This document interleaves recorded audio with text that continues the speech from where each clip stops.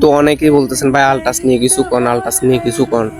তো এইটা নিয়ে আর কি বলবো ভাই, যখন বাংলাদেশের খেলা কেউ ফ্রিতে চাইতো না, বাংলাদেশ ফুটবল খেলা কেউ ফ্রিতে চাইতো না, তখনই আলটাসের হোলাইনে ছিল। বাংলাদেশ দলের সাপোর্ট দিয়ে গেছে। বাংলাদেশের দুঃসময়ে, বাংলাদেশ ফুটবল টিমের দুঃসময়ে কিন্তু আলটাসের হোলাইনে ছিল। আলটাসেরে কিন্তু বাফুফে এটা খুব খারাপ করে। আলটাসের ফলাফাইন কিন্তু অনেক অবদান রয়েছে। বাংলাদেশ ফুটবল আগায় যাবে পথে বাংলাদেশের হোলাইনে গুণের অনেক অবদান রয়েছে। আলটাসের হোলাইনের গ্যালারি যখন শূন্য, তখন আলটাসের হোলাইনে গুণে কিন্তু লাল পতাকা উড়েছে, বাংলাদেশের পতাকা উড়েছে, লাল সবুজ পতাকা উড়েছে। স্টেডিয়ামে বাংলাদেশ বাংলাদেশ করে চিৎকার করছে।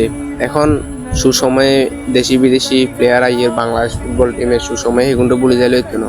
এটা কিন্তু বাপু অন্যায় করে, এটা কিন্তু খুব অন্যায় আর তার উপর, এটা বুঝতে হইব। আর বাংলাদেশের সিন্ডিকেট ফুটবল খেলাতে যতদিন সিন্ডিকেট যাইতো না, অতদিন বাংলাদেশ ফুটবলে কোনো উন্নতি হইতো না। এটা 100% গ্যারান্টি আমি বলে দিয়ে। বাংলাদেশ ফুটবলে কোনো উন্নতি হইতো না যতদিন সিন্ডিকেট যাইতো না।